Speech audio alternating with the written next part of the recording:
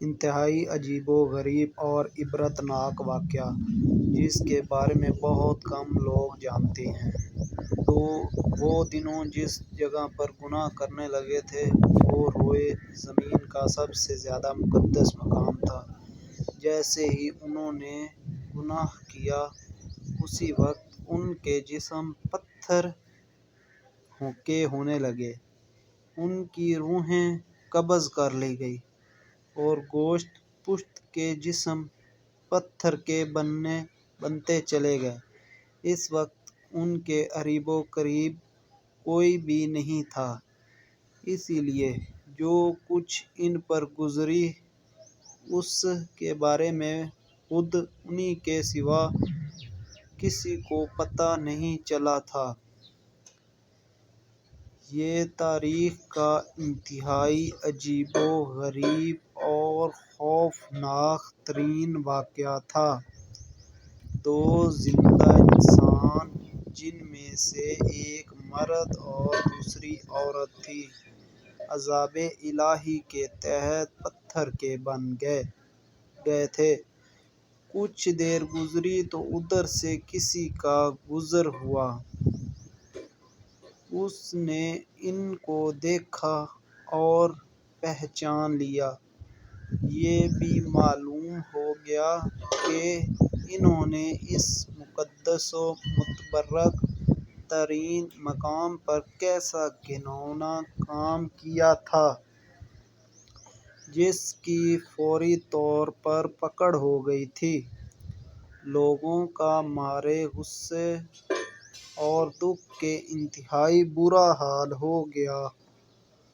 ان دونوں پتھر کے بتوں کو نشان عبرت بنانے کے لیے اس زمانے کے اہل علم اور نیک لوگوں نے ان کو اس مقدس مقام سے کچھ دور اسی علاقے میں ایک دوسرے سے کافی لمبے فاصلے پر آمنے سامنے نصب کر دیا۔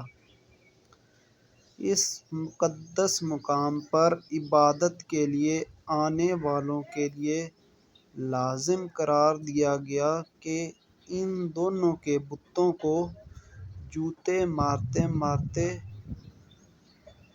مارتے ہوئے گزارا جائے تاکہ دیکھنے والوں کے ذہنوں میں ان کا کیا ہوا گناہ تازہ رہے اور وہ اس واقعے سے عبرت حاصل کرتے رہیں۔ اب جو بھی اس مقدس مقام پر آتا وہ ان کو جوتے مارتے ہوئے گزرنے لگا۔ وقت گزرتا رہا، 100-150 سال تک یہی سلسلہ چلتا رہا۔ اس کے بعد کچھ وقت گزرا تو نئی آنے والی نسلوں نے آہستہ آہستہ ان بتوں کو جوتوں سے مارنا چھوڑ دیا۔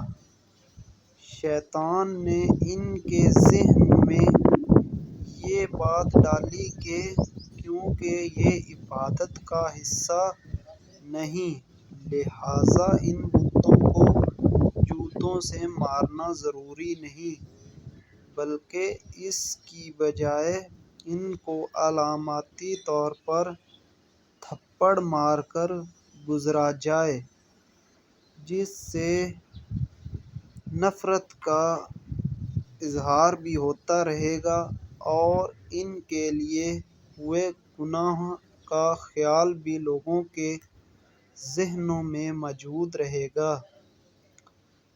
گزرتے وقت کے ساتھ ساتھ یہ تھپڑ بھی ہلکی سی چوٹ میں تبدیل ہونے لگا اور پھر بالکل علامتی طور پر آہستہ سے ان بتوں کو چھو کر گزرنے کا سلسلہ شروع ہوا۔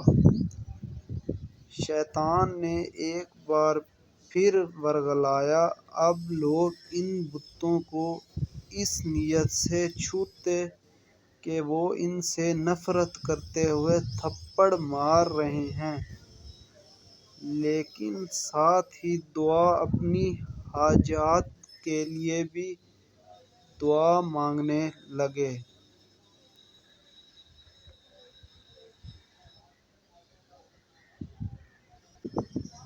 ایسی اور ویڈیوز دیکھنے کے لیے ہمارا چینل سبسکرائب کریں۔ شکریہ۔